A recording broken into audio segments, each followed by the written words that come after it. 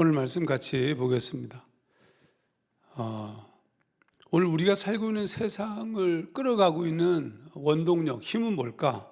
저는 욕망이라고 생각합니다. 깎고 편집하고 만들어진 상상 불가의 피부와 몸매를 드러내기 원하는 것, 그 욕망이죠. 화장품이든 옷이든 어떤 것이든 우리를 욕망하게 합니다.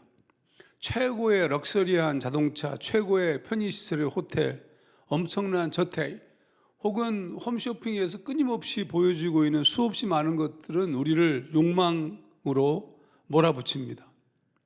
근데 이상한 것은 그 세상의 것들을 다 누리고 있으면서도 절대적 만족을 얻었다는 사람들의 이야기는 별로 들어보지 못하는 것이 사실인 것 같습니다. 소박한 예일 수 있겠지만 정말 어렸을 때, 저희들 어렸을 때 정말 먹고 싶었던 아이스크림 실컷 먹고 싶잖아요. 짜장면, 돈가스 이렇게. 그리고 이 갈비, 뼈가 달려있는 갈비라든지 무슨 큰 킹크랩 같은 그 정말 좀 시간이 지나면 지날수록 먹고 싶었던 것이 좀 달라지긴 했지만 좀 비싸고 고가의 것들을 진짜 먹고 싶었죠. 근데 지금 제가 먹고 싶은 거는 별로 그런 게 아니에요. 무슨 킹크랩도 아니고 무슨 갈비도 아니고 고작 먹고 싶은 것은 무슨 콩나물국, 멸치국수 이런 거예요. 제가 이제 부흥회를 인도하러 가면 이제 정말로 최고로 대접하려고 하거든요. 제가 가장 부담스러운 대접이 한정식 이런 거 있죠. 그 다음에 무슨 갈비도 고기도 굉장히 별로 그거 부대끼기만 하고 별로 안 좋아요. 그래서 제가 이렇게 얘기하면 강사인 저에게 아니 목사님 뭐 드시고 싶으세요? 그러면 제가 늘 하는 얘기가 사실 이렇게 크게 대접할 필요 없고요. 그냥 해장국이나 우거지 해장국 이런 거 좋습니다. 조금 미안한 느낌이 들면 무슨 대구질이나 복질이 정도면 좋습니다. 그러면 굉장히 좀 당황해합니다. 실제로 시간이 지나고 나니까 어렸을 때 먹었던 음식들이 먹고 싶은 거예요. 그 말은 무슨 뜻이냐 하면 그때는 그것이 좀 모자랐어요. 다른 애들이 싸온 반찬을 보면서 부러웠고 소세지 반찬, 고기 반찬 보면서 부러웠고 그랬던 시절에 우리가 먹었던 음식들 자체가 충분히 풍요롭고 충분한 것이었다는 사실입니다. 근데 어느 날 우리가 바뀐 거예요. 이건 이 세상이 조장하고 속삭이는 유혹 때문이라고 생각합니다. 세속적 광고의 목표 자체가 모자라다, 부족하다 이런 메시지를 계속 주잖아요. 욕망하도록 조장합니다. 원래 결핍된 인간이기 때문에 그런 메시지를 들을 때마다 흔들립니다. 그렇게 살도록 조장하는 것에 유혹을 받습니다. 그래서 나도 모르는 사이에 난 부족해, 나는 불만족스러워 이런 메시지를 내면에서 나오는 것이 이제 들리는 거예요.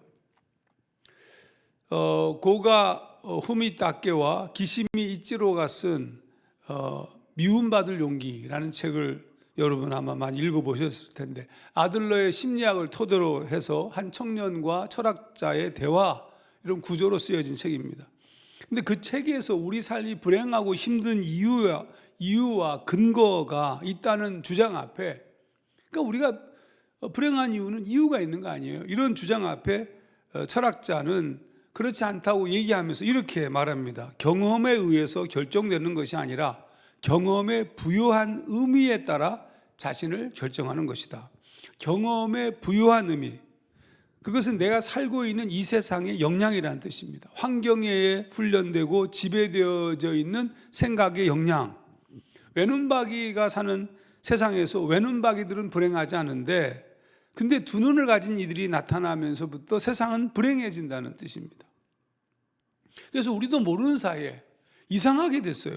제가 가장 안타까운 것 중에 하나가 결혼식 할 때 청년들이 지나친 최고의 결혼식을 추구하는 것이 너무 좀 마음이 부담스러워요. 식사도 엄청나게 비싸죠. 최고의 혼수에 심지어 최고의 신혼여행에 그래서 갔다 오고 나면 수천 심지어는 억 단위의 빚을 지기도 합니다. 아니 결혼을 하고 서로 사랑하는데 가락지 하나 끼우고 그리고 잔치국수 먹으면 안 됩니까? 그것만 가지고는 안 되는 세상이 되고 말았어요. 그러므로 지금 어느 연극 제목처럼 세상을 사람들이 모두 타는 욕망이라는 이름의 전차를 우리도 모르는 사이에 타고 있는지도 모르겠습니다. 거기서 내려와도 전혀 불행하지 않은데 불행하다는 메시지를 듣고 있다는 뜻입니다. 바울도 그랬습니다. 바울이 내가 굉장한 계시를 받았다 해서 잔뜩 교만해질까 봐 하나님께서 내 몸에 가시로 찌르는 것 같은 병을 하나 주셨습니다. 고린도후서 12장 7절 공동번역을 읽었습니다. 이렇게 고백했어요. 근데도 불구하고 하나님께서 주셨다고 얘기하면서도 바울이 그것을 놓고 3번이나 기도합니다. 3번 기도했다, 간절히 구했다는 뜻입니다. 그냥 그거 자체로 충분할지도 모르는데 괜찮은 것인데 근데 기도에 3번이나 그랬더니 하나님께서 의외의 대답을 하셨습니다. 고린도후서 12장 8절 9절 이것이 내게서 떠나가기 위하여 내가 3번 주께 간구하였더니 나에게 이르시기를 내 은혜가 네게 족하도다. 이는 내 능력이 약한 데서 온전하여짐이라 하신지라. 영어 성경을 읽어보게 되면 My grace is enough for you. 내 은혜가 너에게 충분하다. Enough. 충분하다는 거예요. 충분하지 않다는 느낌을 받았던 이유는 뭘까요? 당연히 다른 사람들과 비교함으로 상대적 어떤 빈곤감이나 결핍을 느꼈기 때문이었겠죠. 우리는 우리 존재로 그냥 아름답습니다. 사도행전 2장을 보면 초대교회 모습이 나옵니다. 믿는 사람들이 같이 모여서 물건을 통용하고 같이 먹고 같이 예배하고 그렇게 살았어요. 각 사람의 필요에 따라서 자신의 소유를 팔아서 나눠주고. 그런데 여러분 놀랍게도 이들의 삶은 욕망하는 삶이 아니었습니다. 나눠주고 사랑하고 포기하고 내려놓고 청빈을 추구했습니다. 욕망이 사라진 걸까요? 욕망이 있었겠죠. 하지만 여기서 중요한 부분은 욕망이 있었지만 그 욕망이 채워진 거예요.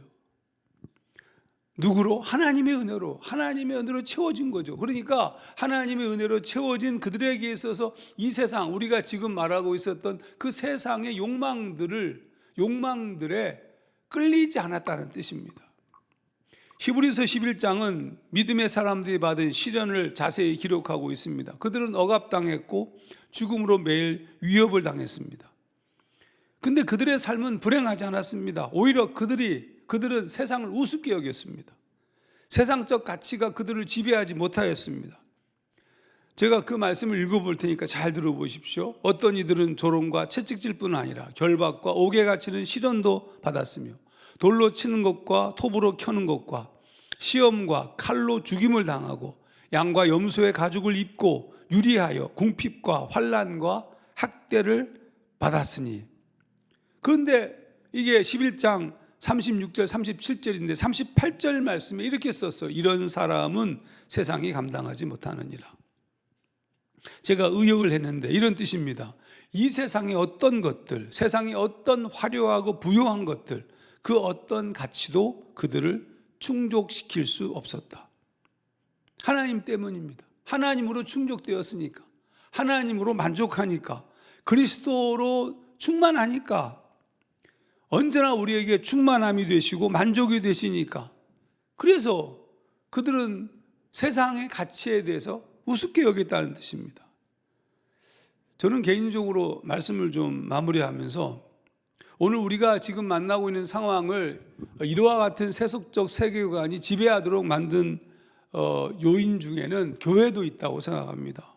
일부 교회와 목사들이 그동안 무엇을 가르쳤냐면 설교하면서 세상의 욕망을 따라 살게 하였습니다. 소위 물질주의적 번영주의 신학입니다. 성공이 축복이다, 성공이 축복이다 라는 도식을 만들어 선포한 겁니다.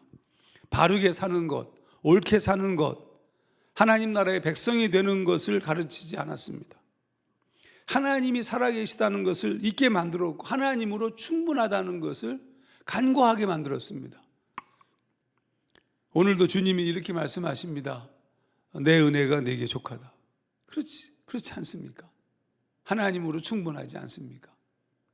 당연히 그런 까닭이 우리의 입에서 나오는 것은 감사가 전부일 겁니다. 이 놀라운 은혜로 우리에게 찾아오신 주님 바라보면서 다시 돌아보시고 주님 쫓아서 아름다운 삶을 끝까지 걸어가는 우리 모두가 되기를 원합니다. 기도하겠습니다.